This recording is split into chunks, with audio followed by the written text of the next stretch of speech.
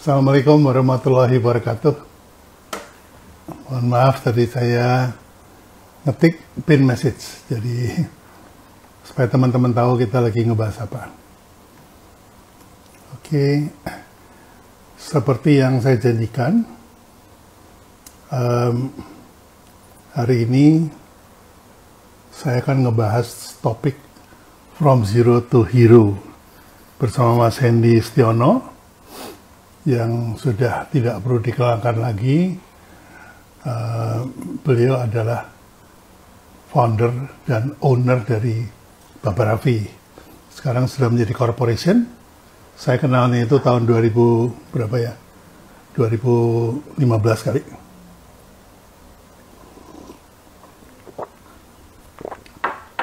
Beliau masih berkantor di Pondok Labu, jadi kalau saya pulang suka mampir ke kantornya beliau. Sekarang udah gede banget usahanya, sudah menjadi the king of franchise. Franchise-nya sudah banyak banget. Ini Mas Hendy-nya sudah join. Nggak perlu dikenalin ya, udah pada kenal kan sama Mas Hendy. Iya, Hendy Stiono bergabung bersama kita, mudah-mudahan nggak ada hambatan. Selamat malam. Selamat malam, Mas Hendy. Apa kabar nih? Suhu saya ini mentor akhirnya bisa IG live bareng suhu bareng mentor. Wah, terima kasih kehormatan ini buat saya, Pak Bi. Sudah lama sekali kita nggak ketemu ya. Ya, sejak saya udah tinggal di Surabaya, udah jarang. Iya. Saya cuma mantau IG live-nya Pak Bi aja. Mudah-mudahan nanti habis pandemi bisa silaturahmi langsung ya, Pak Bi. Ya, insya Allah. Saya juga biasanya sering ke Surabaya dulu waktu. Oh sering, kabari dong. Kita nanti saya jemput, ajakin ngopi sama makan di sini. Tapi 2 tahun terakhir sejak anak saya lulus dari UNER, ya udah nggak kesana lagi. Biasanya sering tuh bikin kelas juga sering di Surabaya. Wah, mantap. Luar biasa. Jadi kembali ke Surabaya. Itu Pak Bi semangatnya masih berjiwa muda, nggak kalah sama kami yang generasi muda gitu. Jadi tetap sharing, tetap berbagi. Ini yang kenapa saya mengidolakan Pak Bi, karena di usia Pak Bi yang seperti sekarang tapi tetap produktif terus. Ini luar biasa Pak Bi. Ya. Amin. Ya sebetulnya sih saya menghindari pikun aja. Kalau takut itu ingatannya hilang. Sekarang udah mulai sering lupa nama ya, kalau ketemu orang itu namanya siapa gitu, suka lupa. Nah, jadi tapi rahasianya itu ya terus beraktivitas ya Pak Bi. Terus beraktivitas, terus sharing kan. Kalau pengalaman saya kan sudah 51 tahun nih Mas ya. Di bidang branding ya. Branding, marketing, selling udah 51 tahun. Dan kalau dihitung per tahun itu 250 hari. Sehari 8 jam kerja, itu sudah 100.000 jam terbang itu, Mas. Berarti bukan 10.000 jam katanya menjadi ahli, tapi 100.000 jam ini, Mas. Berarti banyak ahli ini, Pak Bi. Nah, jadi kalau kita bicara soal konten gitu, lah itu 100.000 itu kalau dibikin konten itu banyak banget itu Mas. Iya, benar, percaya Pak Bi. Ya, pengalamannya. Itu, kalau dibukukan jadi berapa edisi itu Pak Bi ya? Ya, saya nulis buku nggak kelar-kelar. Nah, selalu ada yang update, ada yang baru. Sampai akhirnya saya putuskan ya sudahlah, saya mulai tulis saja deh. Nanti perlu addendum ditambahin aja. Benar. Mas Hendy, ini follower saya kan mungkin banyak yang belum kenal Mas Hendy ya. Karena mungkin tahu nama, tapi belum tahu orangnya. Nah, ini sekarang saya hadirkan orangnya. Kita akan membahas topiknya From Zero to Hero. Nah, Mas Hendy ini orang yang tepat untuk sharing sama kita. Dan juga nanti ngebahas tentang bagaimana sih caranya menghadapi pandemi. Ini beliau sudah buktiin, jadi bukan cuma jual kecap ya, jual ludah. Tapi Silakan diperkenalkan dulu, nanti baru kita mulai topik kita. Silakan, Mas. Ya, matur nuwun Pak Bi. Selamat malam teman-teman semua, follower dari Pak Bi maupun follower saya yang sudah kangen. Udah lama banget kita nggak ketemu di IG Live. Saya terakhir IG Live mungkin akhir tahun lalu, dan sekarang alhamdulillah berkesempatan untuk sharing kembali, berbagi bersama-sama dengan Pak Subiakto, guru dan mentor saya. Saya pribadi perkenalkan, nama saya Hendy Stiono. Teman-teman bisa panggil saya Mas Hendy saja, asli Surabaya. Saya banyak belajar dari Pak Bi terkait dengan branding, marketing, dan bagaimana saya implementasi jurus-jurus branding dan marketing tersebut pada bisnis-bisnis yang sekarang saya jalani. Mungkin teman-teman mengenal beberapa brand yang saya jalani seperti kebab, ya. Betul, itu brand yang saya mulai 17 tahun yang lalu. Brand pertama saya adalah kebab Turki Babarafi. Namun sekarang seiring berkembangnya waktu, alhamdulillah dan bersyukur sekali mulai menggeluti beberapa brand yang lain seperti Ngikan Yu, Nyapi, Forestry Coffee, kemudian ada juga kontainer kebab dan lain-lain yang kedepannya juga akan kita launching. Dalam perjalanannya tentu kita pun juga banyak mengalami naik turun dalam berbisnis, dan bersyukur sekali ternyata bisa bertahan 17 tahun. Tentu masih jauh jika dibandingkan dengan Pak Bi yang sudah lebih dari 50 tahun pengalamannya. Jadi mudah-mudahan di sesi kali ini kita bisa sama-sama belajar, sama-sama sharing, dan terus menginspirasi seperti Pak Bi. Ya, makasih Mas Hendy udah meluangkan waktu. Saya tahu Mas Hendy ini sibuk sekali. Apalagi biasanya kalau weekend ini waktu buat keluarga ya. Tapi ini weekend tuh hobi sama keluarga, Pak. Iya. Saya ganggu dan kebetulan beliau bersedia. Karena apa? Karena minggu depan itu jadwal saya cukup sibuk ya, sama Mas Hilmi, terus ada workshop, kemudian ada Imlek. Benar, kebetulan ya, minggu depan ya. Iya, kebetulan tanggal 12. Kebetulan itu tahun depan kan tahun kerbau ya.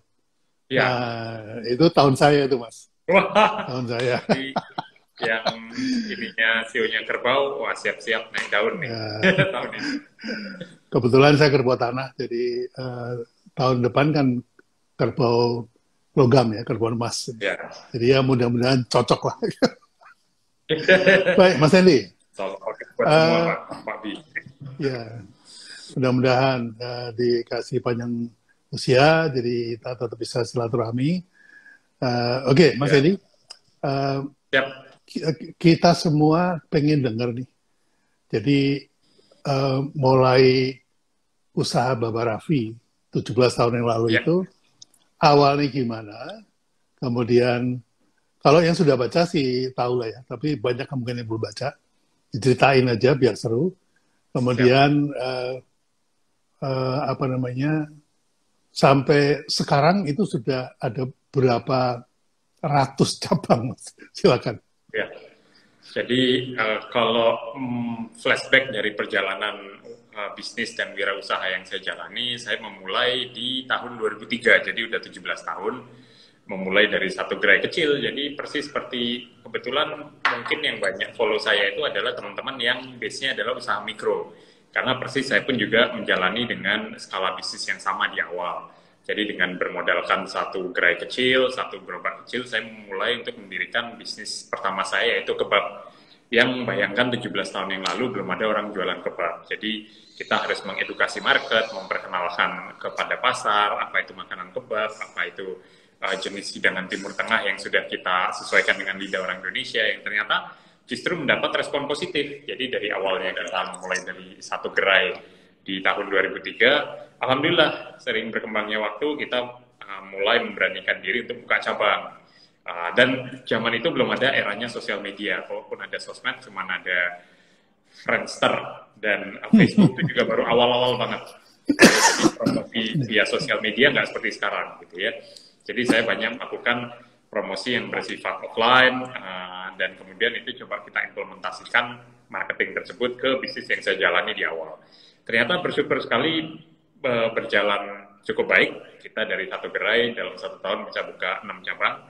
Tahun kedua bisa buka 25 cabang, dan tahun ketiga mulai kita franchise-kan atau diwaralapakan, dan disitulah titik balik kita mulai berkembang menjadi skala nasional. Di tahun ketiga mulai menjadi 100 cabang, dan terus berkembang sampai sekarang per akhir tahun 2020 kemarin, tepatnya bulan Desember, kita membuka cabang di negara ke-10, yaitu negara India. Jadi satu kebanggaan tersendiri buat kita sebagai brand lokal asli Indonesia yang mulai dari kota Surabaya, ternyata bisa membuka di negara ke-10, yaitu India. Dan tentunya dengan adanya pandemi, banyak tantangan juga yang kita alami, harus menutup beberapa store juga, memindahkan ke lokasi lain, dan bisa bertahan aja kami sudah bersyukur. Dan tentunya bagaimana kita bisa terus bertumbuh justru di masa pandemi seperti sekarang. Jadi awal mulanya dari bisnis kebab yang dengan tim yang sama, manajemen yang sama, kita mencoba untuk berinovasi dan menggandeng kolaborasi dengan beberapa partner dalam mengembangkan usaha kuliner lainnya. Jadi mungkin teman-teman banyak mendengar dan melihat kisah dari bisnis Ngikan Yuk, kemudian kisah dari bisnis Nyapi, kisah dari bisnis kekinian yang sebenarnya lebih dikenal di pasar milenial. Sehingga disinilah kita mencoba untuk berkolaborasi dalam mengembangkan bisnis menjadi skala nasional. Kuncinya menurut saya adalah bagaimana saya pribadi bisa jalan 17 tahun, Pak Di bisa berjalan 50 tahun lebih hingga sekarang, adalah konsistensi.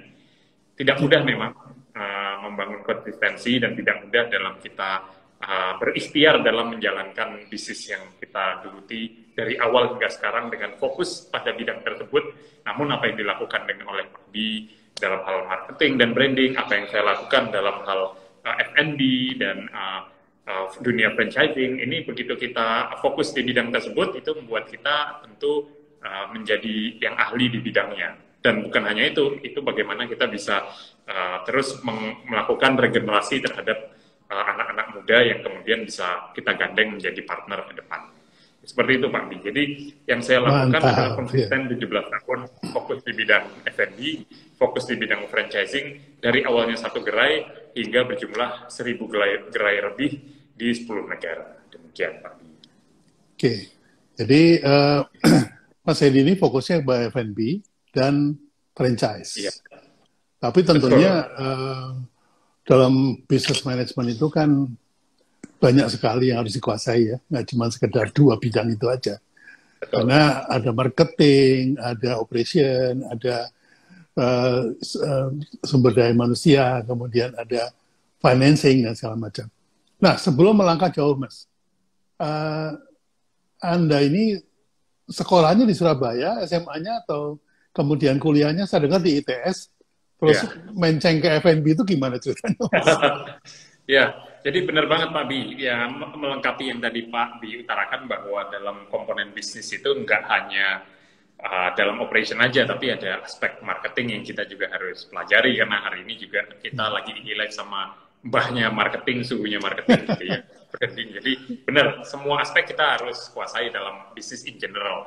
Namun bagaimana kita bisa memproposikan diri, menjadikan kita ahli di bidang yang kita kuasai. Jadi di saat kita fokus pada bidang tersebut, maka strength kita, kekuatan kita akan fokus di sana. Nah, kecilan saya berpindah-pindah Pak Gi. Saya kecil di Bontang, Kaltim, lalu lulus SD-nya di Amerika Serikat. Saya baru aja menerima foto foto yang dikirim oleh ayah saya pada saat saya sekolah di SD di Amerika. Lalu pindah lagi ke Surabaya sampai SMA dan melanjutkan kuliah di ITS, walaupun tidak selesai.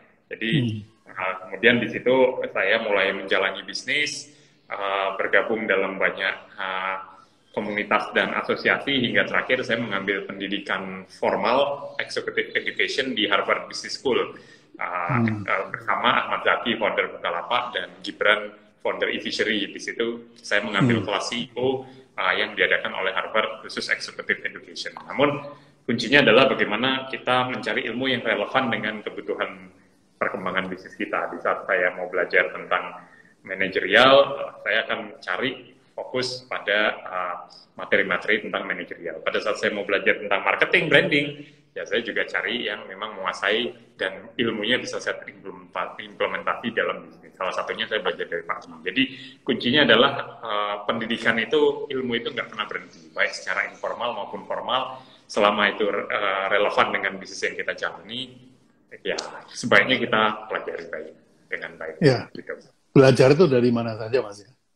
Benar. Karena pintu masuk ke bisnis itu nggak harus sekolah bisnis, gitu ya.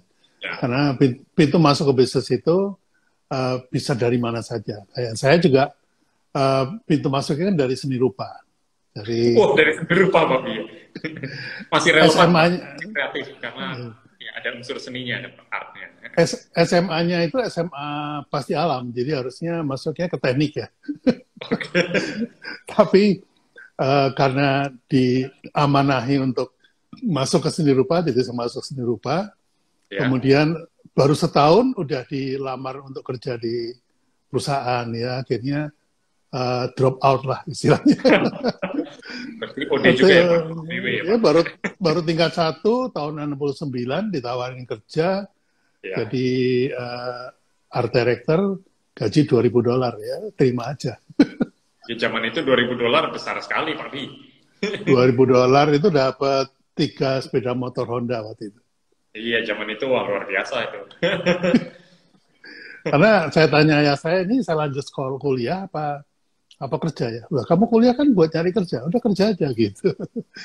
Jadi awalnya di situ. Nah, yang menarik adalah kemudian karena kita fokus dan konsisten kepada bidang yang kita cintai, akhirnya memang terbentuklah sebuah personal brand. Ya, Mas Hendy ini kan akhirnya dikenal orang sebagai ahlinya FB dan apa namanya food and beverage dan franchise. Nah, betul. Meskipun di samping itu banyak sekali ilmu yang harus dipelajari. Nah, saya ingat itu pada waktu Mas Hendy itu menang wirausaha mandiri ya, masalah. UMM pernah, sama Pak Bi juga di EY Entrepreneur of the Year. EY Entrepreneur. Ya, boleh cerita dikit Mas supaya nanti kalau masuk ke mengatasi bisnis saat ini itu relevan semuanya. Silakan. Ya. Jadi mungkin saya sedikit cerita bagaimana membangun personal branding dulu zaman 10 tahun yang lalu dengan sekarang gitu ya. Jadi ini 2 cara yang berbeda yang tentu saya mengalami kedua fase tersebut dan tentu saja ini juga saya sharingkan ke teman-teman semua. Kalau zaman dulu di saat sosial media belum se-hype sekarang, se-viral sekarang, kita bisa memiliki followers bahkan hingga jutaan. Zaman dulu nggak bisa, kita dibatasi dengan platform dan usernya pun juga belum banyak. Sehingga mau nggak mau zaman 10 tahun yang lalu, di saat saya baru awal mengembangkan bisnis saya, bagaimana caranya saya bisa ibaratnya memperkenalkan bisnis dengan budget yang murah. Salah satunya adalah dengan membangun personal branding. Dan cara yang kita pakai, mungkin istilahnya zaman sekarang pansos gitu ya. Zaman dulu saya juga pansos. Nah, tapi saya menggunakan media, saya menggunakan satu jalan yang kira-kira saat itu bisa membuat bisnis yang saya jalani dikenal luas secara nasional. Salah satunya adalah saya mengikuti program-program penghargaan yang diadakan oleh lembaga-lembaga bergengsi seperti Wirausaha Muda Mandiri dari Bank Mandiri, kemudian EY Entrepreneur of the Year dari Ernst & Young, dan sebagainya. Sehingga begitu kita lolos dan terpilih sebagai pemenang pada program tersebut, itu secara kredibilitas tentu tidak diragukan. Mengingat yang memberikan award atau penghargaan adalah institusi yang benar-benar ya di bidangnya sudah ya bisa dibilang mereka yang memberikan penghargaan yang real gitu. Jadi Bank Mandiri dengan programnya UMM, EY dengan programnya Entrepreneur of the Year. Jadi saat itu secara tidak langsung kita punya akses untuk memperkenalkan bisnis kita secara nasional. Dan bayangin 10 tahun yang lalu, 11 tahun yang lalu tepatnya, saya masuk di billboard pinggir tol gitu ya, oleh Bank Mandiri gitu. Saya sama teman-teman saya dibecandain, wah Hendy jadi penjaga tol bandara sekarang gitu kan, karena ada billboard di samping penjaga tol. Tapi itu sebagai salah satu bentuk memperkenalkan bisnis skala nasional, dan itu sudah dilakukan pada saat 10 tahun yang lalu. Nah, sekarang sudah berbeda.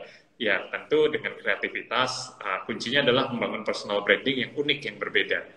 Salah satunya adalah kita mau dikenal atau membangun karakter seperti apa. Apakah, ya kebetulan memang betul saya mulai bisnis dari nol, sehingga story from zero to hero tersebut yang kemudian mungkin banyak menginspirasi teman-teman yang akhirnya banyak DM saya atau ngirimin saya WhatsApp yang saya sebelumnya nggak kenal sama sekali, tapi mungkin mereka membaca atau mengikuti IG Live saya, yang kemudian terinspirasi untuk mulai usaha mikronya dari satu gerai, yang kemudian mereka juga memiliki mimpi untuk mengembangkan cabangnya hingga ratusan, bahkan ribuan cabang. Dan beberapa diantaranya sekarang sudah sangat sukses dan berhasil, gitu kan. Tapi personal branding sekarang sudah berbeda. Kita dengan sosial media, kita dengan pansos dalam tanda kutip, bukan lagi dengan mengikuti ajang-ajang penghargaan, namun kita bisa menggandeng influencer, kita bisa berkolaborasi dengan content creator, kita bisa membuat bisnis yang berkolaborasi dengan teman yang memiliki followers banyak, seperti yang contohnya kita lakukan. Itu sebagai salah satu bentuk membangun percepatan dari sisi marketing, dan ternyata cukup efektif. Jadi dari dulu kita sudah konsisten membangun personal branding. Bedanya adalah dulu belum ada platform seperti TikTok dan Instagram seperti sekarang. Kita bisa punya jutaan followers. Dulu kita harus kreatif dengan cara kita sendiri. Nah sekarang, dan tentu aja kita mengutilisasi media, baik media TV maupun media cetak. Mungkin sekarang media TV masih banyak yang nonton, namun tidak dengan media cetak, sehingga kita bergeser dalam membangun personal branding yang tujuannya adalah soft selling terhadap brand atau bisnis yang kita jalani. Dan alhamdulillah 17 tahun perjalanan tersebut sampai sekarang, ya kita terus konsisten dalam menjalankan bisnis dan konsisten dalam membangun personal branding yang mudah-mudahan saya bisa bertahan 50 tahun seperti Pak Bi. Amin, amin. Ya, jadi memang betul bahwa zaman sudah berubah. Zaman dulu memang kita sangat tergantung kepada media. Betul. Jadi kalau di cover oleh media itu membuat brand awareness kita itu naik.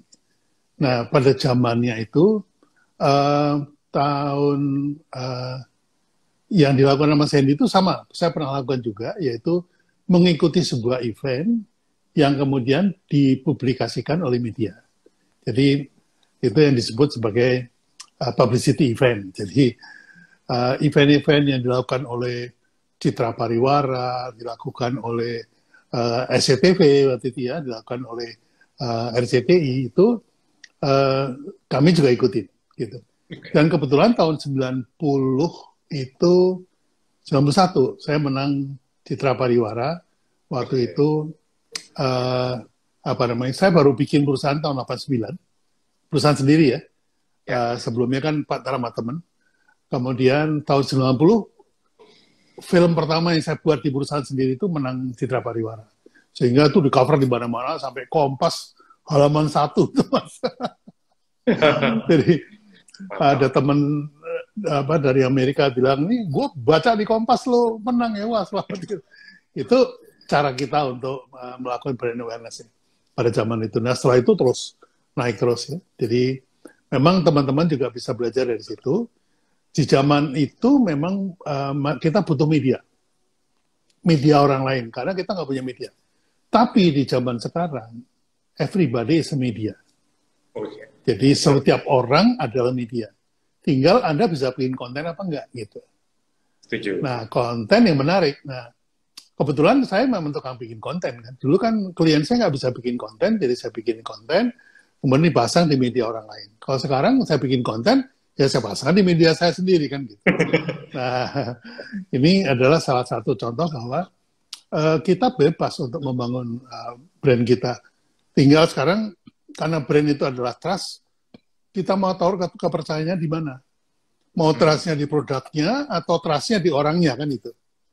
Jadi itu pertanyaan yang sering kali dilupakan teman-teman, bahwa orang beli produk Anda itu karena percaya sama produknya atau percaya sama orangnya. Nah, yang paling ideal sebetulnya kalau punya duit banyak, bikin orang tuh trust sama produknya, gitu. Sehingga itu akan menjual dengan sendirinya. Tapi kalau untuk UKM memang lebih cocok yang di branding itu orangnya, Mas. Karena kalau sudah namanya Hendy Stiono, itu jual apa aja orang percaya, Mas. Nah itu. Ini kalau misalnya dulu ada BPM Pak Slamet ya, itu kalau Pak Slamet bikin sambal itu pasti enak, gitu. Karena sudah membawa nama personal brandnya beliau. Menurut pendapat Mas Hendy gimana? Pengalaman ini gimana? Bener banget Pak Bi. Jadi ya bedanya mungkin zaman dulu banyak yang menggunakan nama pribadi dalam usahanya ya. Jadi nama bebek Pak Slamet, kemudian ya banyaklah usaha-usaha kuliner lain dan non kuliner Gudeg yang Yojum menggunakan gitu ya. nama ownernya, termasuk sahabat saya sendiri ayam bakar Mas Mono gitu contohnya kan, yang kemudian berkembang seiring dengan bisnisnya. Jadi dia mungkin paralel pada saat membangun personal branding dengan bisnisnya, pada saat menggunakan nama brand tersebut yang ditempelkan pada bisnisnya. Jadi kalau nama usahanya naik, dia secara pribadi juga naik, dan pada saat dia secara pribadi namanya sedang naik, brandnya juga naik. Amin. Kalau saya boleh sharing juga Pak Bi, saya sangat terinspirasi dengan sosok ya seperti Elon Musk yang founder Tesla, yang sangat luar biasa, yang secara personal, secara pribadi saya sekarang akhir-akhir ini sering menonton entah YouTube atau interview Elon Musk yang kemudian saya coba ambil saripatinya. Dari situ saya berkesimpulan bahwa pada saat di awal dia mengambil risiko dengan uang hasil exit dari perusahaan dia sebelumnya, PayPal, yang dia bakar lagi di perusahaan barunya, itu kan mengambil resiko kedua Pak, gitu kan. Yeah. Tapi sebenarnya yang dipertaruhkan bukan hanya bisnisnya, tapi nama dan integritas dia juga, gitu kan. Pada saat dia kemudian mengambil investasi lagi, fundraising lagi, jadi sudah sukses di satu bisnis, keuntungannya kalau saya mending pensiun dini, udahlah saya tinggal di Pulau Bali atau di Hawaii, udah nikmati hidup kan. Kan seperti itu. Ternyata dia enggak, dia milih untuk hasil menjual perusahaan exit dari perusahaan sebelumnya, dia gunakan untuk berinvestasi ke satu bisnis baru yang saat itu menganggap gila gitu.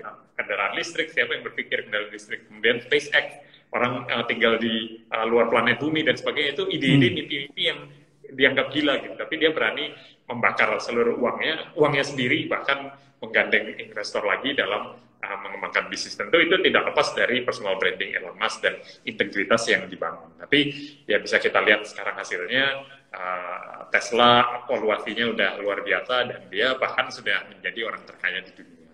Jadi itu salah satu contoh membangun personal branding yang menurut saya ya keren banget Pak. Jadi membangun personal branding itu bisa juga yang paling afdol memang dilakukan oleh Elon Musk, dilakukan oleh Steve Jobs, dilakukan oleh Jeff Bezos ya, yaitu karyanya yang membangun namanya. Nah itu yang paling bagus ya. Jadi karena kalau enggak Anda terpaksa harus pakai polesan-polesan nih, pakai make-up gitu. Jadi contohnya saya sendiri dengan 50 tahun pengalaman itu sudah membangun personal brand saya sendiri. Jadi kalau yang nggak butuh apa namanya, karena begini Mas, bisnis itu seperti masak ya, seperti masak. Nomor satu Anda harus tahu resep yang benar. Yeah. Jadi teori strategi itu harus benar. Yang kedua itu adalah bahan-bahannya harus benar. Okay. Ya, kebab Turki itu kalau bahannya nggak benar, itu pasti nggak enak. Yang ketiga, itu masaknya harus benar. Prosesnya harus benar. Anda bikin nasi goreng, itu digoreng nasinya dulu, sama digoreng bumbunya dulu, itu rasanya beda, Mas. Okay. Nah, Anda cukup beruntung kalau Anda menguasai tiga-tiganya. Bisa bikin resep, bisa milih bahan, dan bisa masaknya, gitu. Nah, kalau di branding, saya ini tiga-tiganya punya nih. Okay. Strateginya bisa, kemudian bikin inventory-nya bisa, production dan segala macam, kemudian juga prosesnya bisa. Nah, ini tiga hal ini yang saya cukup beruntung ya, karena dapat kesempatan itu. Banyak orang-orang pintar, lebih pintar dari saya, yang tidak cukup punya kesempatan. Nah, kalau menurut Mas Hendy, di dalam bidangnya Mas Hendy sendiri, bagaimana? Saya sepakat banget sama istilah yang Pak Bi tadi utarakan, bahwa karyanya yang membangun namanya. Jadi itu satu quote yang sangat luar biasa, bahwa karya membangun nama itu benar banget. Dan itu persis seperti yang mungkin Pak Bi, saya, dan teman-teman lain lakukan. Jadi dikenal Hendy Setiono tentu tidak ada apa-apanya jika saya tidak membangun satu bisnis berapi atau bisnis yang mungkin bisa berkembang jadi skala nasional. Tapi tidak bisa dipungkiri bahwa orang akan melihat apa hasil karya dan apa yang mungkin nilai-nilai yang sudah dibagikan yang kepada society. Dan prinsip itulah yang kemudian coba saya terapkan, bahwa mungkin kita sebagai founder boleh saja memilih untuk tidak lagi muncul di depan. Saya sekarang sudah mengambil strategi tidak lagi muncul di depan, Pak Bi. Jadi belajar dari para konglomerat yang sudah sukses, yang awalnya mungkin mereka membangun bisnisnya dari nol, tapi pada fase sekarang, kita sudah tidak menjumpai lagi. Misalnya contohnya sosok Johnny Andrean berjualan donat di depan dengan Jeko-nya gitu kan. Tapi dulu di awal kita pasti mengenal Johnny Andrean sebagai sosok hairdresser yang salonnya ada di mana-mana. Tapi seiring berkembangnya waktu, karyanya beliau yang sudah berkembang, mulai dari Breadtalk, Jeko, dan bahkan beberapa bisnis-bisnis lain yang kemudian menjadi lebih maju dan berkembang. Itu yang disebut karya yang bangun. Jadi hal yang sama pun juga saya terinspirasi untuk melakukan hal yang sama. Di saat dulu mungkin betul saya membangun Babarapi dengan personal brand Hendistiono, namun sekarang ya banyak yang, oh ternyata ini grupnya Babarapi ya, banyak yang juga nggak tahu gitu, bahwa kita sebenarnya ada demand behind the business gitu. Ya. Gitu, Pak. Ya, mantap. Baik, sekarang kita masuk ke kondisi yang sedang relevan nih, yaitu COVID-19.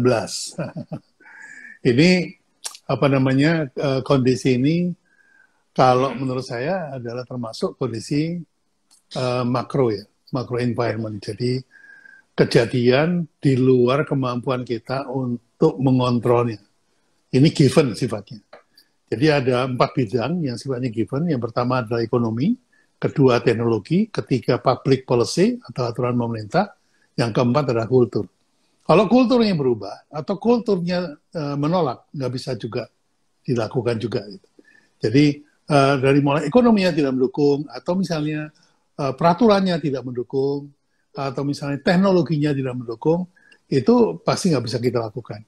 Nah, dengan adanya pandemi ini sesuatu yang nggak bisa kita kontrol, karena sifatnya macro environment. Kalau micro environment, dalam perusahaan kita, itu bisa kita kontrol skill-nya, staff-nya, dan segala macam. Nah, ini dengan given situation seperti ini, otomatis terjadilah suatu keterpurukan ekonomi. Nah, saya selalu mendekankan pada teman-teman yang membuat bisnis kita turun, itu bukan COVID, tapi karena trafficnya hilang. Trafficnya hilang. Nah, trafficnya hilang bukan karena COVID, karena PSBB, karena peraturan pemerintah yang tidak bisa kita lawan. Okay. Nah, PSBB itu terjadi karena mencegah penyebaran pandemi COVID. Jadi COVID ini paling ujung. Nah, yang hilang kan cuma trafficnya. Sehingga saya bilang sama teman-teman, sekarang ini kalau traffic offline-nya hilang, kita harus berani masuk atau migrasi ke traffic online. Yang aplikasinya dan platformnya sudah disediakan oleh mereka. Menurut Mas Hendy gimana? Silakan. Ya, benar banget Pak Bi. Jadi pembahasan tentang PSBB, kemudian pandemi COVID-19 sebagai pelaku bisnis membuat kita terus belajar. Mau nggak mau kita belajar, mau nggak mau kita mengimplementasi cara-cara baru yang sebelumnya belum pernah ada. Gitu. Bayangin 17 tahun saya berbisnis mengalami 4 kali krisis. Ini krisis yang paling dalam tanda kutip beda gitu kan, unik gitu kan. Mungkin 3 krisis sebelumnya banyak dipengaruhi oleh faktor internal pengambilan keputusan yang menyebabkan kondisi krisis saat itu. Tapi kalau sekarang ini faktor eksternal dan tanpa kita duga-duga gitu kan. Bayangin 2019 market begitu bagus, kita mencapai mungkin satu pertumbuhan bisnis yang luar biasa yang saya pribadi alami dan teman-teman di luar sana alami, bersiap-siap menghadapi tahun 2020, sudah ancar-ancar mau gaspol gitu kan. Wow, Januari, Februari udah semangat, Maret udah mau gaspol, kena lampu merah gitu kan. Ada pandemi COVID-19, dan itu saya pribadi alami gitu kan. Jadi membuat kita strategi plan yang di awal tahun 2020 sudah kita rencanakan berubah total gitu kan, sama sekali nggak bisa dipakai dan sama sekali nggak bisa diimplementasi. Yang ada memang survival. Saat itu kuncinya adalah bagaimana, ya bayangin tiba-tiba sales yang average-nya ya bisa kita prediksi gitu ya, dalam satu hari itu bisa langsung drop gitu kan, drastis, dan itu terjadi di semua kategori bisnis termasuk kita. Dan kita satu berpikir bagaimana survive dan bagaimana kita bisa melewati proses ini dengan baik. Salah satunya benar kita implementasi strategi online, kita sangat beredar di dunia online, kita sangat beredar di semua aplikasi pemesanan delivery, semua promo yang ada di situ udah kita implementasi. Tapi kalau cuma pakai cara itu nggak bisa, karena semua juga melakukan hal yang sama. Akhirnya sampai bulan Juli, Pak Bi, akhirnya kita putuskan buat launch konsep baru. Kita strategi bertahan yang paling pas adalah dengan strategi menyerang. Jadi di bulan Juli tahun 2020, akhirnya kita menyerang dengan membuat satu konsep yang cocok dengan pandemi COVID-19 saat itu, yaitu mengeluarkan bisnis bernama Nyapi. Kita gandeng content creator, YouTubers Edozel, menjadi owner juga, jadi partner kita launch di bulan Juli, ternyata responnya sangat bagus, penjualan online-nya juga luar biasa. Per hari ini Pak Bi bersyukur sekali jumlah cabang Nyapi sudah hampir 70 cabang yang tersebar di Indonesia. Jadi kita menerapkan strategi menyerang untuk bertahan. Kalau kita hanya sekedar survival, tentu tidak cukup, namun bagaimana kita dengan strategi yang jitu, yang kita baca keinginan market, dan menggunakan strategi marketing yang paling sesuai dengan kebutuhan market sekarang, bersyukur ternyata itu adalah salah satu cara yang cukup efektif dan membuat kita di tahun 2020 tidak hanya bertahan Pak Bi, namun juga bisa bertumbuh. Dan itu mudah-mudahan juga di tahun 2021 ini beberapa plan yang juga sudah kita siapkan dan mungkin teman-teman juga sudah siapkan. Nggak bisa kita menunggu berlama-lama gitu kan, hanya mengandalkan berharap market pulih dengan sendirinya tanpa melakukan inovasi-inovasi, tanpa melakukan kreativitas yang berbeda gitu kan, yang sesuai dan relevan dengan kondisi sekarang. Itu kalau kita berharap marketnya baik dengan sendirinya, susah. Lebih baik teman-teman lakukan strategi menyerang yang relevan dengan kondisi bisnis dan kondisi market saat ini. Kira-kira begitu. Jadi kondisi sekarang tidak lepas dari lahirnya internet ya Mas ya. Jadi tahun 2000 saya ketemu sama ahli disruption. Pada waktu itu saya diundang ke New York. John Meridru namanya, itu dari TPWA Internasional. Dia mengatakan bahwa ke depan ini permainannya sudah berubah banyak gitu. Jadi waktu itu dia sudah bikin statement bahwa data itu akan menjadi the new currency, dia bilang. Waktu itu saya mau diakuisisi, tapi karena karena ini yang nggak sepaham, caranya nggak sepaham, jadi saya batalkan. Gitu. Dan dia mengatakan bahwa salah satu karena dia adalah penulis tentang disruption. Nah, saya sendiri mempraktekkan disruption itu dari tahun 81 sebetulnya. Meskipun teorinya baru ditemukan tahun 95. Ya. Dibakukan sebagai sebuah teori. Nah, disruption itu menjadi ketertarikan saya ketika teman-teman Silicon Valley kemudian mengeluarkan apa yang disebut digital disruption. Nah, di situ dinyatakan bahwa setiap 5 tahun akan ada industri yang tergerus karena adanya internet ini. Nah, batasnya di 2020. Di 2020 itu all safe havens companies itu akan subject to disrupt. Jadi semua perusahaan yang selama ini diselamatkan oleh para malaikat dari langit gitu, itu bakalan terdisrupt kalau tidak masuk ke internet. Nah ini loophole sebetulnya yang bisa dimanfaatkan oleh para bisnis kita ya, bisnismen kayak kita. Kita nggak usah ikut-ikutan politikingnya lah. Kita berarti kalau traffic offline nggak ada ya kita masuk ke online gitu. Karena itu udah disiapkan lama nih dari tahun 90-an. Jadi berapa 30 tahun ya. 30 tahun. Jadi kalau Mas Hendy ketik digital disruption, di situ keluar. Dari tahun 90-an sudah ada ya Pak? Sudah itu yang diceritakan oleh John Meridru itu. Bahwa tahun 95 itu teorinya keluar, di Aveni, kemudian dilanjutkan oleh si John Meridru. Sekarang banyak yang pakai. Saya termasuk praktisi disruption ya. Jadi terhadap produk-produk yang saya bantu brandingnya ya. Jadi bagaimana membranding dengan cara disruption. Nah, mau tidak mau, sebetulnya kita sudah harus siap-siap. Oleh karena itu, tahun 2008, saya sudah mulai belajar apa itu namanya platform. Ya. Jadi tahun 95, begitu saya pertama kali dengar yang namanya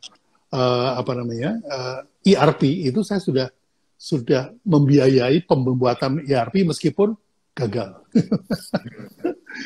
Zaman itu saya sudah keluar 500 juta itu maksudnya untuk ERP itu. Nah, sekarang jauh lebih murah. Nah, ini sesuatu yang teman-teman harus sadari bahwa ini semua adalah suatu disruption. Jadi zaman itu berubah karena yang lama didisrupsi oleh yang baru. Yang baru ini didisrupsi lagi oleh yang baru lagi. Nah, sekarang ini disruption itu cepat sekali. Jadi teman-teman juga harus, kalau Anda tadi mengatakan menyerang, ya, adalah pertahanan yang terbaik, itu harus siap-siap terdisrupsi juga. Meskipun Anda sudah pindah, siap-siap terdisrupsi. Jadi caranya gimana? Kita harus bikin langkah-langkah berikutnya. Nah, ini yang mesti diantisipasi oleh teman-teman. Nah, khusus untuk grupnya Mas Hendy, apa yang Anda lakukan ketika menghadapi COVID pertama kali? Ya, jadi benar banget ulasan Pak Bi tentang disrupsi itu. Wah, saya kaget juga ternyata internet disruption itu sudah diprediksi dari tahun 90-an ya Pak. Saya mengiranya baru di awal tahun 2000-an pada saat bubble tech saat itu sedang naik-naiknya gitu. Tapi saya mengalami dua fase tersebut sih Pak. Jadi fase di mana sebelum era internet digunakan sebagai bisnis, dan sekarang bahkan semua bisnis tentu nggak lepas dari online gitu ya. Ya kalau saya bicara membagi lagi kira-kira 15 tahun yang lalu dengan sekarang, 15 tahun yang lalu cara promosi yang paling efektif masih jurus word of mouth marketing gitu kan. Jadi mulut lewat mulut. Mereka mencoba suka dengan produknya, kemudian mempromosikan, oh itu loh kebab paling enak yang ada di Semolowaru di Surabaya, merek Babarafi, modelnya dari satu rombong kecil. Itu saya ingat banget. Dan itu promosi yang paling efektif karena word of mouth. Tapi supaya orang mau mempromosikan pertama kali, itu kan kita harus membuat mereka datang. Dan satu cara yang saya gunakan benar-benar tradisional offline marketing, mulai sebar flyer, sebar brosur, pasang iklan di koran. Saya ingat koran yang di Surabaya yang sangat ngetop adalah Jawa Pos. Kita pasang budget di sana dengan biaya yang sangat mahal dan ternyata sangat efektif. Oh, padahal satu kita juga pasang iklannya baru iklan baris dulu pertama, trial. Sukses, baru berani pasang iklan hitam putih. Sukses, baru berani pasang iklan berwarna. Gitu kan. Saya ngalamin masa tersebut. Sampai sekarang. Gitu. Jadi rumus efektifnya kalau dulu ada word of mouth yang dalam arti sebenarnya, ya sekarang word of mouth secara online. Bagaimana teman kita mau share, post, dan pasang di IG story-nya terhadap produk kita. Dan itu adalah salah satu cara word of mouth yang zaman sekarang. Nah, tentu itu juga bagaimana kita bisa implementasikan konsep disrupsi ini terkait dengan kondisi di awal COVID-19. Jadi bayangin, mungkin saya lebih bersyukur karena sektor saya adalah sektor bisnis makanan yang konversi ke online-nya lebih sederhana, lebih simple. Tidak terlalu banyak tools yang harus saya investasikan, saya tidak perlu membangun infrastruktur sendiri, saya cukup menggunakan aplikasi-aplikasi yang sudah ada, saya pelajari algoritmanya dan toolsnya, kemudian kita fokus di sana untuk mengejar market baru. Namun, bagaimana dengan sektor lain yang mungkin konversi ke online-nya lebih susah gitu kan? Contoh teman-teman yang di sektor properti atau umroh, travel, dan haji, dan sebagainya, yang sebelumnya mereka benar-benar mengandalkan fisik manusia tersebut untuk hadir, gitu kan. Jadi, itu tentu tantangan yang luar biasa. Nah, kita dalam mengkonversi bisnis kita dari sebelumnya 70% offline dan 30% online sebelum pandemi, Pak Bi. Kita punya target supaya sebaliknya, pembelian online-nya 70%, offline-nya yang 30%, gitu kan. Itu terjadi, Pak Bi, di awal-awal. Jadi awal-awal pandemi kita berhasil dengan adanya promo, campaign, kita ikuti semua promo GrabFood yang diskon 50%, bakar duit lah istilahnya itu semua dan sebagainya, berhasil convert 70% online, 30% offline. Tapi Pak di pertengahan tahun semua udah melakukan hal yang sama, gitu kan. Dan subsidi dari dari teman-teman Grab sama GoFood-nya pun juga sudah dibatasi dan dikurangi. Jadi nggak semasif di awal-awal pandemi. Jadi salesnya nggak bisa lagi 70% online, 30% offline, karena semua buka Grab. Sekarang yang dicari harganya mana yang paling murah gitu kan, murah-murahan harga. Sementara kita nggak bersaing secara price yang termurah dan sebagainya, tapi kita menjual brand. Sehingga cara-cara yang lain yang berbeda kita lakukan. Bikinlah kita produk baru, kebab sweet dan kebab spicy. Kita misalnya melihat siapa yang sedang naik daun. Tahun lalu penyanyi lagu Lati lagi booming, bahkan nomor 1 lagu Lati tersebut dinyanyikan. Kita gandeng penyanyinya, kita bikin edisi khusus kolaborasi kebab Sarah Fajira bersama penyanyi lagu Lati. Naik lagi, booming lagi gitu kan. Jadi terus-menerus disrupsi seperti itu yang kita lakukan. Karena kalau kita hanya mengandalkan cara-cara yang sama, seperti yang dilakukan sebelumnya, itu pasti akan diikuti oleh market. Dan akhirnya sekarang kita harus lebih kreatif lagi dalam membangun marketing yang lebih relevan dengan kondisi sekarang. Jadi disrupsi itu terjadi tidak hanya dalam kondisi normal, tapi dalam kondisi pandemi pun juga terjadi. Dan itulah tadi saya katakan strategi menyerang adalah strategi bertahan yang paling baik, karena kalau kita nunggu-nunggu aja ya bakal stop dengan sendirinya gitu kan. Lebih baik kita melakukan sebuah action yang relevan dan bisa kita implementasikan di bisnis kita gitu. Ya, resiko sebagai leader ya, kalau misalnya dalam soal kebab ini Anda adalah yang terdepan gitu ya. Resiko pelari terdepan itu pasti diikuti pelari lain. Kalau kita istilahnya maraton ya. Maraton itu target yang paling gampang adalah ikut aja punggung yang di depannya, udah itu paling lewati punggung di depannya kan gitu. Nah, sebagai leader kebab Raffi ini kan sudah duluan. Itu Anda kan harus menyadari bahwa bakalan ada yang niru nih. Betul. Itu. Banyak banget Pak. Nah, betul. Nah, nanti saya akan jelasin bagaimana menghadapi para peniru. Tapi saya pengen dengar dulu nih pendapat Mas Andy terhadap para peniru ini diapain nih? Silakan. Jadi kebetulan kita melakukan bisnis dan melaunching brand itu kan cukup banyak Pak. Jadi kita mengamati apa yang terjadi di market. Brand yang sukses adalah brand yang followernya banyak atau kompetitornya banyak. Justru berhasil Pak. Gitu. Kenapa? Karena secara produk yang mengedukasi produk tersebut banyak pemainnya. Bagaimana kita menjadikan produk kita yang terbaik secara kualitas, paling dikenal secara branding, top of mind, sehingga yang ada di benak market adalah brand kita, gitu kan. Tapi saya juga punya brand atau bisnis yang nggak diikuti oleh kompetitor. Yang ada adalah bisnisnya dengan sendirinya turun, gitu kan. Karena apa? Karena ya satu sisi kita nggak merasa bersemangat untuk bergairah untuk menunjukkan bisnisnya karena nggak ada lawannya, gitu kan. Sisi lain juga mungkin secara market karena kita mengedukasi sendiri, jadi lebih susah. Jadi saya ingat dulu Pak Bi bikin produk namanya Piramida, pizza dalam cone, itu inovatif banget. Bayangin makan pizza kayak makan ice cream, itu cuma kita yang bisa bikin produk tersebut. Tapi nggak ada kompetitornya Pak Bi, gitu kan.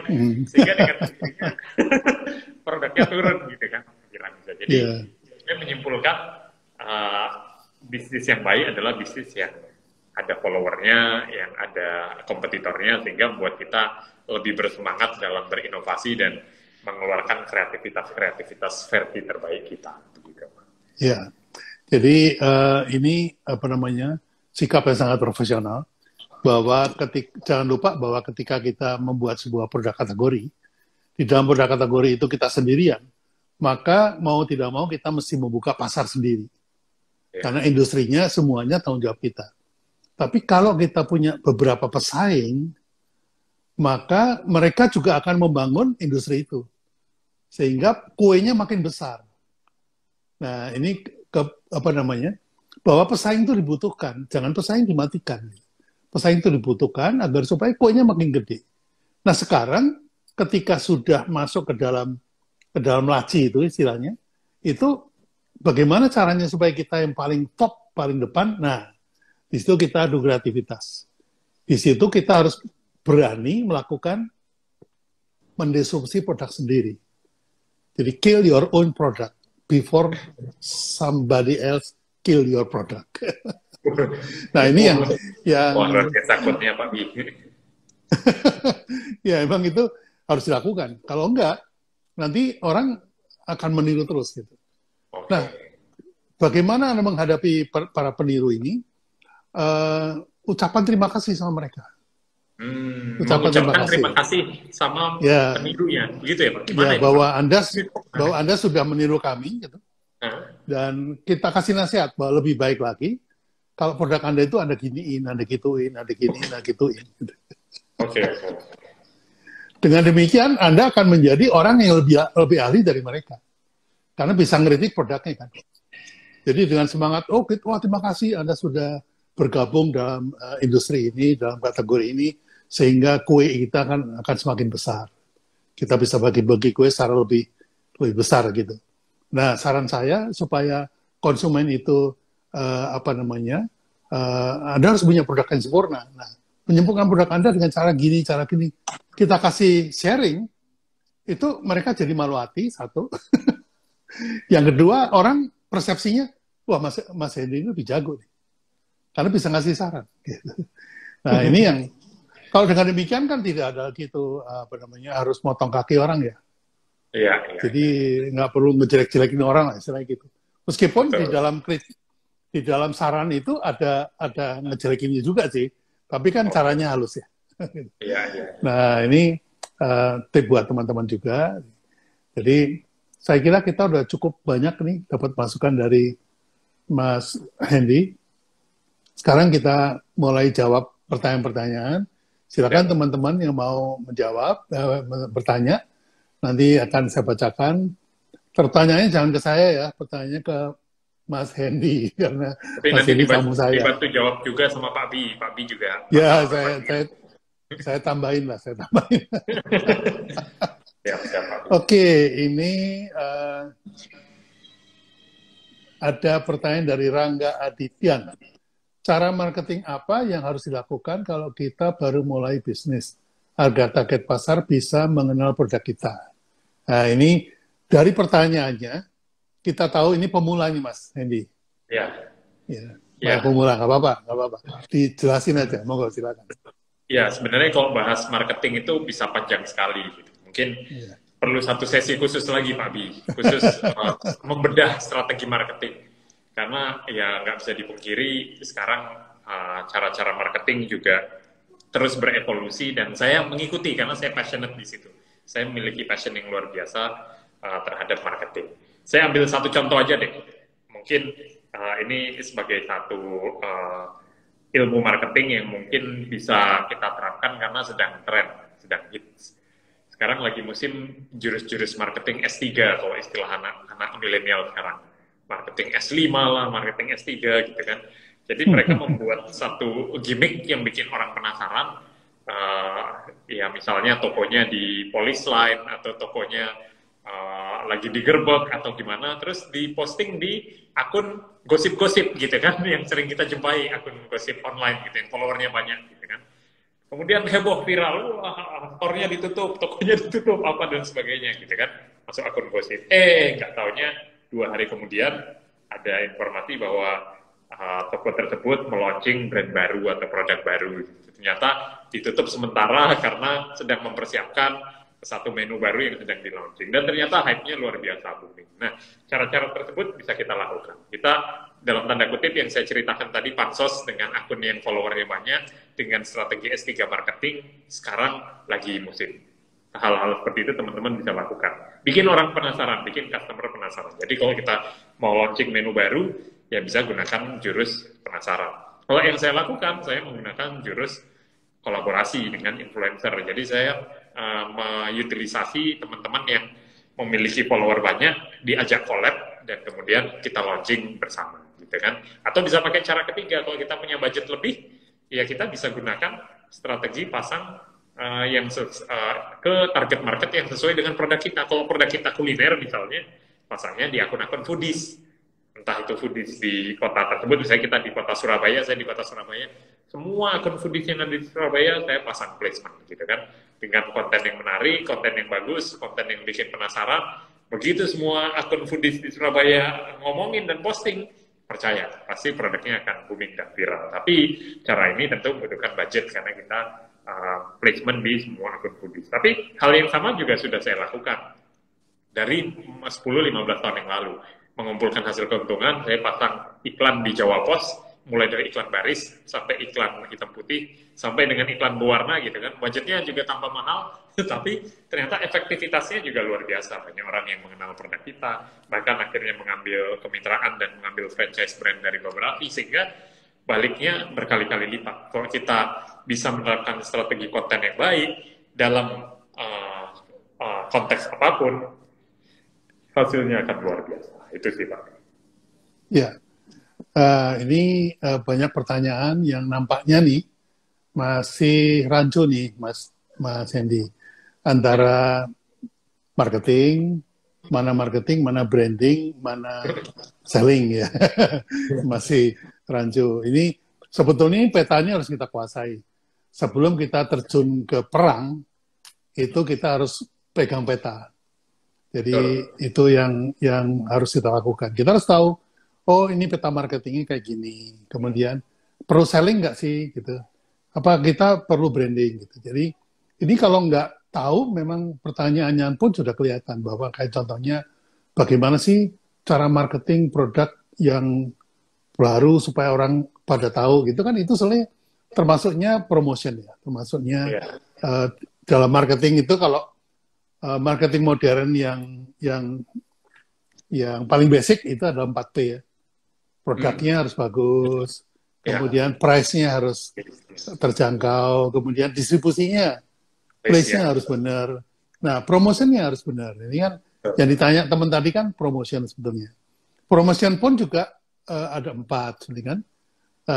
Yang barusan ceritain Mas Hendy tadi kan, itu publicity event. Dibuat satu event yang dipublikasikan di tempat gosip-gosip itu. Ya. Kemudian yang kedua, bisa pakai sales promotion, pakai cewek cakep-cakep, jalan-jalan, bagi-bagi contoh kebab Raffi gitu ya. Kemudian yang ketiga itu sales promotion. Sales promotion itu bisa trade promotion, bisa juga consumer promotion. Biasalah diskon-diskon, hadiah-hadiah itu kan. Nah, sales promotion ini kalau anak sekarang bilangnya selling. Saya juga kaget-kaget, selling itu ternyata sales promotion gitu ya. Nah, yang terakhir itu advertising. Nah, advertising ini memang harus tahu dulu bahwa yang disebut advertising adalah paid. Any paid form of communication disebutnya advertising. Jadi kalau nggak berbayar, bukan advertising. Itu namanya recommendation. Jadi ini teman-teman kalau tahu petanya itu ngomong enak gitu. Jadi nanya pun juga, ini kebanyakan baru-baru sih, nggak apa-apa. Karena memang menarik sekali buat yang baru-baru. Tapi jangan sampai salah istilah gitu lah. Jadi supaya orang-orang kayak saya, Mas Hendy itu nggak tiba-tiba jawabnya itu ke tempat yang lain gitu. Ini pesan buat teman-teman ya. Jadi silakan belajar petanya dulu, karena gini loh. Bisnis itu kayak perang, ya. Ada pesaing. Coba deh istilah-istilahnya. Launching itu kan menembakkan peluru ya. Launching. Campaign itu artinya perang. Gitu. Jadi istilahnya pun udah istilah perang yang dipakai. Jadi kalau mau perang harus tahu petanya dulu. Peta pesaing bagaimana, peta produk kategorinya bagaimana, peta pembelinya harus tahu. Jadi ini teman-teman sebaiknya juga harus memahami itu. Kalau enggak, bahaya banget, udah keluar duit, terus boncos. Nah, ini yang saya sarankan buat teman-teman. Nah, ada pertanyaan lain, Mas. Pertanyaannya banyak banget, jadi yang di depan mata aja yang saya bacain. Boleh. Asep Sunandar, gimana jalanin bisnis untuk yang masih kerja? Apa bisa? Kata orang harus pilih salah satu, karena nggak bisa jalan bersamaan. Monggo, silakan Mas. Ya, jadi mungkin teman-teman yang berasal dari follower saya, Pak B ini suhunya marketing, bahasanya branding dan marketing. Jadi kalau mau belajar, dimanfaatkan waktu bersama beliau gitu. Jadi dua sisi Pak. Sementara teman-teman yang follow saya itu base-nya entrepreneurship. Jadi banyak yang belajar entrepreneur, memulai bisnis, kemudian Dari usaha kecil biar jadi berkembang banyak cabang seperti apa gitu. Nah, kalau mungkin pertanyaannya kembali ke pertanyaannya adalah kalau kita masih kerja gimana mau mulai bisnis, ya mungkin banyak sebenarnya caranya banyak. Tapi karena bidang saya adalah franchise, saya akan coba jawab berdasarkan dengan pengalaman dan background saya di franchise. Ya tentu saja salah satu opsinya adalah dengan mengambil atau menjalankan bisnis franchise. Karena dengan begitu kita jadi menghemat waktu dalam membentuk sistem, membangun brand, dalam memperoleh support usaha, bagaimana cara training dan rekrut karyawan, suplai bahan baku, dan sebagainya. Itu semua sudah difasilitasi oleh pemilik brand franchise atau franchisor. Jadi kalau kita background-nya adalah seorang karyawan dan ingin mulai bisnis, kalau bertanya ke saya, salah satu jawabannya adalah dengan membuka atau mengambil bisnis franchise. Carilah bisnis franchise yang sesuai dengan passion kita, brand keinginan kita, yang kita sukai adalah sektor apa, lalu kita dalami, kita riset, dan tidak ada salahnya kita memulai berwirausaha menjadi franchise partner, begitu Pak. Ya, jadi buat yang masih kerja, kan Anda punya gaji dan punya kewajiban ya. Kewajiban harus memenuhi jam kerja. Nah, kalau Anda mau berbisnis, mulailah dengan menjadi affiliate. Ya, affiliate itu produknya nggak usah di stok karena sifatnya adalah digital product. Itu komisinya gede, itu 30%, lumayan kan kalau bisa jual setiap bulan jual berapa puluh, berapa ratus, otomatis bisa ngumpulin modal kan gitu. Nah, setelah modalnya ada,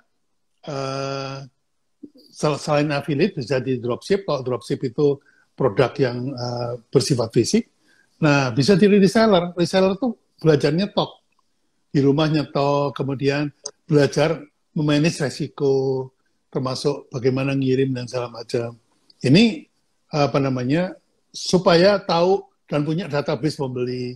Setelah itu baru punya produk sendiri. Nah, punya produk sendiri itu diatur yang betul tuh, bagaimana marketingnya, operationnya, kemudian harus ada delivery centernya atau DC-nya, distribution center ya, bukan delivery, distribution center atau central kitchen-nya lah gitu ya, supaya bahan-bahannya itu bisa dikirim. Karena franchise itu syaratnya Anda harus done sebagai company. Harus sudah produknya harus bagus, sistemnya sudah jalan, marketingnya sudah beres, dan segala macam. Sehingga ketika di-franchise-kan itu sebetulnya menambah jumlah distribusi tanpa modal sendiri. Karena dimodali sama franchisee. Jadi ini otomatis perkembangan cepat sekali. Syaratnya satu, ya, Anda harus profesional, konsisten di dalam mengirimkan bahan, harus on time, dan kemudian juga membangun brand, harus konsisten. Kalau enggak, kasihan franchisee-nya udah keluar duit, kemudian ternyata setahun lagi tutup. Itu kan kasihan. Gitu. Nah, itu jadi ini karena Mas Hendy ini sudah tingkatnya udah di atas, jadi langsung cerita yang enaknya gitu. Padahal sebelum membuka franchise kan berjalan jatuh bangun juga, Pak. Jatuh bangun juga kita.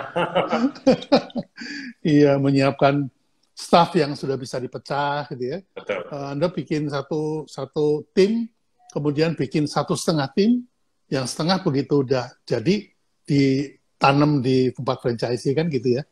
Nah itu percepatannya memang. Jadi kalau mau belajar membangun tenaga kerja sama Mas Hendy, membangun 100 cabang dalam waktu 3 tahun itu luar biasa tuh membangun timnya ya Mas ya. Oke, pertanyaan berikutnya. Abdus Salam. Assalamualaikum, saya pun juga baru mencoba di kuliner Om. Sudah berjalan hampir 6 bulan, tapi masih boncos terus Om. Nah, itu bagaimana menanggapinya? Apakah harus tutup dulu atau diteruskan? Wah, ini banyak poin yang harus checklist yang harus dilihat nih kenapa boncos ya. Monggo silakan Mas, komen. Ya, jadi memang berbisnis itu nggak untuk semua orang ya, kalau saya bilang ya. Jadi ya membutuhkan dedikasi dan membutuhkan konsistensi, dan terutama niat kita tuh harus benar-benar all out gitu, passionate tuh harus benar-benar gitu kan. Jadi kalau setengah-setengah itu susah gitu kan. Apapun yang kita kerjain, mau jadi YouTubers, mau jadi content creator, mau jadi apapun, kita harus all out gitu kan. Baru sukses, baru berhasil. Sama halnya dengan jadi pengusaha. Tapi lebih baik mencoba dan gagal, kemudian tahu kesalahannya apa. Begitu kita coba lagi, kita sudah belajar dari kesalahan tersebut. Dan berikutnya adalah kita mulailah dari sesuatu yang kecil dulu, start small, baru kemudian pelan-pelan dengan mimpi yang besar, bisnisnya pun juga ikut besar. Saya melakukan hal yang sama.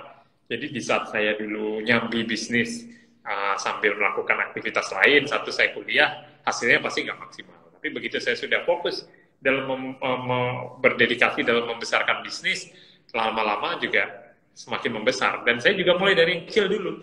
Tujuannya apa sih? Biar memanage resiko gitu kan.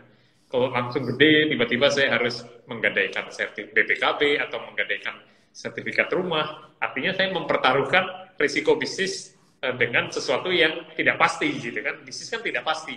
Padahal pada saat kita menggadaikan BPKB itu sudah pasti tiap bulan ada cicilannya gitu kan. Jadi start small, mulailah dari apa yang kita punya dulu. Punya modal 10 juta, kita berbisnis dengan modal 10 juta. Punya modal siap 50 juta, kita investasikan, ibaratnya siap hilang aja gitu kan. Mulailah dengan 50 juta. Sama halnya begitu sekarang, saya belajar tentang investasi saham. Saya angkatan corona, investasi saham. Saya mulai dari kecil-kecil dulu. Oh, sudah mulai ngerti selahnya, mulai tahu industrinya seperti apa, baru pelan-pelan saya naikkan sesuai dengan kapasitas yang saya ketahui. Jadi teman-teman pun juga pada saat sekarang melakukan jenis bisnis apapun, mulailah dengan meminimalisir risiko. Ya salah satunya kalau tadi Pak Bi cerita dengan menjadi affiliate, kemudian reseller dengan nyetok barang dikit-dikit, baru kemudian membangun brand sendiri, yaitu salah satu cara dari meminimalisir risiko dan start small, tapi pelan-pelan bisnisnya dikembangkan menjadi besar. Kira-kira begitu. Betul, Mas. Keren. Ya, ini ada pertanyaan lagi nih, Mas. Apakah semua dari Alvia, Pak Bi, apakah, loh kok ke saya? Harusnya ke Mas Henny. Boleh, apakah semua produk... Ini dari follower saya berarti nanya ke Pak Bi. Boleh, Pak Bi. Oh gitu ya. Apakah semua produk bisa di-online-kan? Ya? Kemudian, dan apakah marketing 4P saat ini memang sudah harus diganti dengan 4C? Wah, ini udah lumayan nih. Jadi, apa namanya, ya sudah saya jawab dikit ya, Mas ya. Jadi 4P itu lahirnya tahun 60 ya. Saya ngalamin karena saya pelaku. Kemudian tahun 90 itu masih bergerak ya, tahun 90. Semua klien saya pakai 4P, semuanya pakai 4P. Ada yang sudah pakai 7P tapi kebanyakan masih 4P. Nah, dari 4P itu kemudian mulai tahun 90 itu beralih ke 4C. Produk diganti dengan customer. Di situ ada suatu revolusi sebetulnya. Kalau tadinya itu produsen itu fokusnya bikin produk yang bagus, sekarang fokusnya kepada konsumennya. Udah tahu konsumennya, fokus pada konsumennya. Kebiasaannya apa, keinginannya apa, dan segala macam. Sehingga dari situ kemudian muncullah produk yang dibutuhkan oleh konsumen. Jadi di tahun 90 itulah begitu pindah ke 4C, apa yang terjadi? Yang terjadi kemudian salesman diganti dengan customer service. Karena salesman itu bawa produk untuk dijual, customer service itu meng-grooming customer. Meng-grooming itu mempercantik customer. Customernya dirayu-rayu gitu ya. Sehingga fungsi sales tidak lagi dibutuhkan sebetulnya. Yang dibutuhkan adalah fungsi customer service. Nah, di sini lahirnya brand. Jadi brand itu dimulai ketika marketingnya fokus kepada konsumen. Gitu. Ketika masih fokus pada produk, maka dibutuhkan adalah produk identity. Logo lah, merek lah, label lah, packaging lah, iklan lah, itu semua produk identity. Jadi iklan itu bukan branding, karena branding itu adalah value yang diberikan pada konsumen, persepsi yang dibangun dalam benak konsumen. Jadi mulai tahun 90 itu orang marketing melihat pasar sebagai jumlah manusia, tapi orang branding melihat dalam kepala manusia ada berapa merek. Nah, ini bedanya antara marketing sama branding. Jadi teman-teman jangan salah istilah ya. Kalau Anda nanya branding maksudnya marketing, saya bingung. Gitu. Jadi, nah ini udah, apakah semua produk bisa di-online-kan? Semua bisa di-online-kan. Karena apa? Yang hilang cuma traffic. Traffic offline diganti dengan traffic online. Saya pun mempunyai satu produk, yaitu namanya workshop. Workshop untuk bisa bikin brand. Ya. Nah, workshop bisa bikin brand, tadinya itu selama 3 tahun itu offline. Kumpulin 50 orang, 100 orang, 50 orang, 100 orang. Pindah-pindah kota gitu ya. Begitu pandemi, ya semuanya jadi online. Apakah jumlahnya turun? Enggak juga.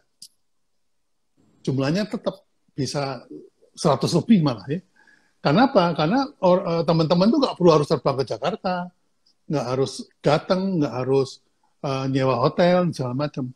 Karena biaya itu semua dipangkas, hanya bayar biaya workshop. Jadi itu seringkali yang kita pikir tidak mungkin menjadi mungkin. Nah, mungkin Mas Hendy juga punya pengalaman bagaimana memindahkan bisnis offline ini menjadi online. Selain dari GoFood ya, silakan. Iya, jadi ya menarik ya yang diceritakan Pak Bi ya, karena ya workshop Pak Bi betul sangat legend, banyak teman-teman saya yang sudah mengikuti workshop Pak Bi dan sekarang menjadi pengusaha sukses gitu ya, di antaranya ya Anggara yang punya Agrinesia, itu juga salah satunya, dan banyak lagi yang lain teman-teman. Tapi ya implementasi offline to online itu juga rupanya juga harus dibarengi dengan tools dan infrastruktur. Tapi sebaliknya juga bisa Pak Bi. Jadi online to offline pun juga sama. Bagaimana kita mendirect market yang mungkin mereka melihat dari promosi online dan kita drive, kita arahkan supaya belanja di store, kan, belanja baik secara langsung ataupun via aplikasi. Karena tetap perlu ada proses dan sebagainya. Namun pengalaman saya adalah bagaimana kita ya cara yang paling simpel adalah dengan mengutilisasi tools dan platform yang sudah ada. Kalau sekarang konsumen banyak menggunakan Zoom sebagai pembelajaran online, ya itu bisa kita gunakan. Kalau sekarang konsumen banyak menggunakan order online seperti GrabFood dan GoFood sebagai media untuk memesan makan online, ya kita harus gunakan tersebut. Dan menurut saya itu jauh lebih efektif daripada kita membentuk aplikasi online sendiri, daripada kita membangun infrastruktur buat pembelajaran online sendiri. Walaupun bisa, bukan tidak mungkin, namun dengan meng-tap in atau kita mengimplementasi dan menggunakan teknologi tersebut membuat kita lebih mudah dalam terus berkembang. Dan saya yakin sektor-sektor lain juga bisa Pak. Ya. Ya, mantap. Oke, sekarang masih ada pertanyaan, Mas Hendy. Ini Tio Official. Target pasar atau produk yang lebih dulu? Pak Pi atau Mas Hendy, silakan. Target pasar atau produk lebih dahulu. Wah. Jadi begini. Ya ini sangat relevan ya, dua-duanya pasti masuk ya. Artinya pada saat kita meng-create sebuah produk, kita tentukan dulu target marketnya siapa, usia berapa, mereka mengkonsumsi dengan harga berapa gitu. Apakah kelas strata ekonomi kelas C, kelas B atau kelas A, menengah atas. Kemudian demografinya apakah laki atau perempuan, kemudian di usia milenial, remaja, dewasa, atau sudah keluarga gitu kan. Itu semua harus kita tentukan karena akan berbeda cara marketingnya terhadap masing-masing segmen tersebut. Kalau kita menargetkan keluarga, tentu nggak bisa kita menggunakan gaya bahasa yang milenial gitu kan, yang menggunakan TikTok gitu, yang kebanyakan justru anak-anak milenial dan remaja yang menggunakan tersebut. Tapi kalau kita menargetkan keluarga, kontennya harus konten-konten yang dewasa, yang edukatif gitu kan. Nah, produk juga sama. Jadi menurut saya itu berjalan bersamaan. Di saat kita menciptakan sebuah produk, kita cek harganya gitu kan, HPP-nya kira-kira berapa, baru kemudian kita set margin yang ingin kita bidik, yang ingin kita capai marginnya berapa, baru tentukan target marketnya yang kita sesuaikan dengan positioning dari brand tersebut, kemudian baru marketingnya kita samakan bahasanya, frekuensinya dengan target market tersebut. Begitu sih. Jadi itu sangat penting sekali menurut saya, nggak cuma sekedar launching produk, nggak cuma sekedar merilis menu baru, tapi kita harus menentukan target marketnya. Jadi ini pertanyaannya bagus sekali. Ya, jadi saya tambahin sedikit bahwa kalau Anda membuat produk, itu pilihlah yang semua orang pasti pakai. Ya. Oke. Itu namanya generic needs. Ya. Jadi kalau di teori Maslow itu basic need. Nah, basic need manusia itu apa sih? Makan. Makan. Makan. Minum itu ya. Jadi kalau minum itu air putih, ya udah, Anda jualan air putih aja gitu. Itu dibutuhkan banyak orang. Nah, risikonya karena itu basic, risikonya banyak yang bisa ngasih, banyak yang bisa nyediain. Artinya kalau Anda memilih bisnis yang diminati banyak orang, otomatis Anda menghadapi banyak pesaing. Itu dulu yang pertama Anda harus pikirkan tuh. Basic need itu banyak yang minta, tapi yang supply juga banyak. Nah, sekarang katakanlah Anda masuk bisnis makanan. Makanan itu kalau di Indonesia tuh selama Anda jualan ayam dan nasi, itu pasti laku. Pasti laku. Ya. Karena apa? Semua orang Indonesia itu kalau belum makan nasi sama ayam, itu belum makan. Saya sudah makan kebab 5 biji. Gitu. Tapi waktu ditanya, udah makan belum, Pak? Belum. Loh tadi kebab 5 biji, loh kan baru kebab. Gitu. Ya, baru camilan. Jadi, baru camilan gitu. Di luar nasi dan ayam, itu camilan semua. Ini buka-buka dapur sedikit ya Mas ya, buat teman-teman. Jadi kalau Anda mau berbisnis itu yang nggak pakai survei, nggak usah pakai research segala macam, udahlah jual ayam sama nasi. Nah ini banyak nih yang bisa bikin. Nasi bikinnya gampang, ayam goreng gampang, pakai tepung udah semua tahu. Yang membedakan apa? Sambelnya. Nah, ini. Jadi Anda itu bikin media nasi dan ayam hanya untuk jualan sambel. Sambelnya harus dibikin unik supaya membedakan dengan yang lain gitu. Ya, ini konsep sederhana dari apa namanya kalau istilahnya product centric marketing ya. Jadi Anda mulai dengan produk gitu. Nah, kalau mulai dengan target market itu ada caranya lagi. Anda cari masalah apa sih? Oke Pak Bi, makan ya makan, ayam ya ayam gitu. Tapi masalahnya ini gimana nih? Masalah apa? Mencapai si ayam dan nasi ini caranya gimana? Kalau masalahnya ketemu, Anda kasih solusi, itu sudah menjadi kelebihan dari Anda. Jadi simple aja. Jadi cari masalah konsumen, ya, karena ada yang percaya bahwa marketing itu dimulai dari masalah, gitu ya. Kalau saya enggak, karena kalau marketing dimulai dari masalah, begitu masalahnya dapat solusi, dia nggak beli lagi, gitu. Tapi kalau saya mulainya dari perilaku, Mas. Perilaku yang bahkan sudah jadi ritual, ya, ritual harian. Misalnya sarapan itu pasti. Ngopi itu pasti tiap hari. Makan siang, pasti. Makan malam, pasti. Nah, banyak nih ritual seharian nih. Gitu. Kalau kita menyediakan atau mensupply ritual tertentu, itu pasti dibeli tiap hari. Gitu. Jadi, saya berangkat dari ritual, supaya apa? Menjadi tiap hari dibeli lagi, gitu.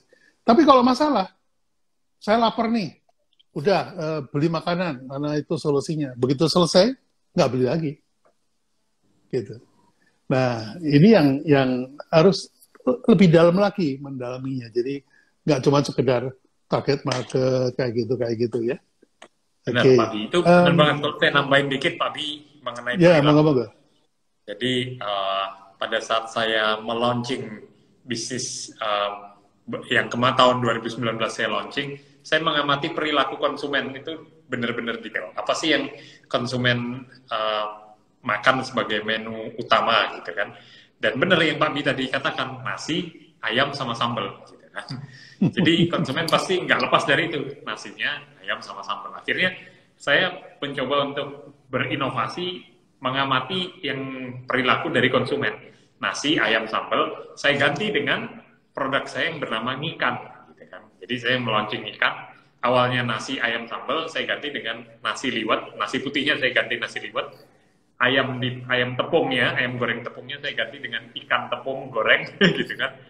Dan sambalnya juga dengan berbagai macam sambal. Wah, ternyata begitu kita launching, mengamati perilaku konsumen, benar Pak Bi, hasilnya viral. Jadi tambahan dari Pak Bi tidak sekedar target market dan produk, namun juga mengamati perilaku konsumen. Itu kalau bisa kita cari sweet spot-nya, itu dahsyat banget sih. Sweet spot. Ya, semacam G-spot. Oke. Satu pertanyaan lagi Mas ya. Ini kita sudah tinggal 8 menit lagi. Ya. Ini asik banget nih ngobrol sama Sandy ini. Waduh. Ya, wah, nyambung terus. Dari Ali Syafi'i, Mas Hendy. Nah, ini ke Mas Hendy. Yosmi Dimsum saya mulai banyak dikenal orang di kota Gresik dan banyak minat franchise. Lalu apa yang harus saya lakukan di awal? Saya belum belajar tata cara SDM-nya. Rencana buka cabang dulu. Nah, monggo. Ya, kalau ngomong franchise juga itu satu materi sendiri Pak Bi, bisa seharian franchise. Iya, tentu betul. tidak sederhana 5 menit jawaban yang mungkin saya akan sampaikan. Tapi intisarinya adalah dalam sebuah bisnis franchise itu ada sistem, brand, dan support. Tapi ini semua akan jalan jika kita memiliki manajemen. Jadi kuncinya adalah the key dari sebuah bisnis franchise, investasi yang harus kita lakukan kalau kita mau memfranchisekan bisnis kita adalah manajemennya. Agar apa? Agar bisa memperkuat ketiga lini ini. Sisi brandnya, aspek sistemnya, dan aspek supportnya. Karena itulah aset termahalnya dari perusahaan franchise itu adalah manajemen. Nah, zaman sekarang tentu sebelum kita memfranchisekan bisnis kita, terlebih dahulu kita membentuk organisasinya untuk menguatkan 3 pilar tadi. Tapi mungkin tips sederhananya adalah kita mulai dengan buka cabang kita sendiri. Punya 1 cabang, mulailah dengan buka cabang kedua. Punya 2 cabang, mulailah dengan buka cabang ketiga. Dari situ baru kita bisa mempelajari untuk sistemnya, distribusi bahan bakunya, supply chain-nya, kapasitas produksi yang lebih besar dan sebagainya. Baru kemudian kita bisa menerima permintaan franchise dari produk kita untuk bisa kita kembangkan dengan sistem kemitraan. Tapi itu semua sebenarnya bisa terjawab kalau kalian sudah membentuk partnership, entah menggandeng perusahaan yang sudah memiliki organisasi franchise, entah menggandeng teman-teman yang memiliki ekspertis di bidang marketing dan branding. Ini kalau digabungkan tentu menjadi lebih mudah dalam mengekspansikan bisnis yang teman-teman jalani. Tapi kuncinya adalah bagaimana kita menguatkan aspek manajerial agar brand, sistem, dan support bisa berjalan dengan baik, sehingga begitu brand kita sudah dikenal luas dan banyak permintaan franchise, kita sudah siap. Gitu. Ya, ini saya akan tutup karena udah tinggal 5 menit lagi. Tapi saya mau tanya nih, mungkin Mas Hendy ini kalau teman-teman nih banyak yang pengen belajar franchise gitu ya, dari zero to hero franchise, itu Mas Hendy bikin workshop nggak atau apa gitu? Seminar sebenarnya atau secara apa, gitu? langsung belum ada Pak Bi, jadi saya belum punya program workshop, namun teman-teman yang memiliki ide bisnis yang dirasa unik, menarik, dan berpotensi untuk di-franchise-kan, saya dengan senang hati berdiskusi dan bertukar pikiran untuk bagaimana bisa mengembangkan brandnya menjadi multi franchise. Atau sebaliknya, teman-teman yang mungkin masih bingung mau berbisnis apa dan tertarik untuk melihat portfolio bisnis franchise yang ada di Indonesia apa sih, bisa dari, nggak harus dari brand saya, bisa dari luaran juga. Saya dengan senang hati siap sharing peluang-peluang franchise yang mungkin teman-teman bisa mulai untuk mengambil kesempatan di tahun 2021 ini. Kira-kira begitu Pak Bi. Ya, mungkin sebelum ada workshop resmi atau berbayar ya, mungkin saya usul kalau Mas Hendy bikin kelas gratis istilahnya pakai materi-materi gitu lewat Zoom gitu, mungkin 1 jam bersama Mas Hendy atau gimana, itu nanti kita atur ya Mas ya, karena kayaknya Boleh, banyak Pak. yang Banyak, pertanyaannya nggak bisa dijawab cuma 5 menit nggak bisa. Jadi Iya. kayaknya perlu Sesi dasar tambahan dulu ya, dasar tambahan marketing dulu, baru kemudian, nah ini franchise-nya manajemennya gini gitu. Jadi Betul. supaya jangan tahu-tahu udah SMA, SMP-nya belum gitu. Bener banget itu. Langsung lompat ya, Pak. Ini Biar nanti. saya kan tadinya cuma spesial ngambil brand saja.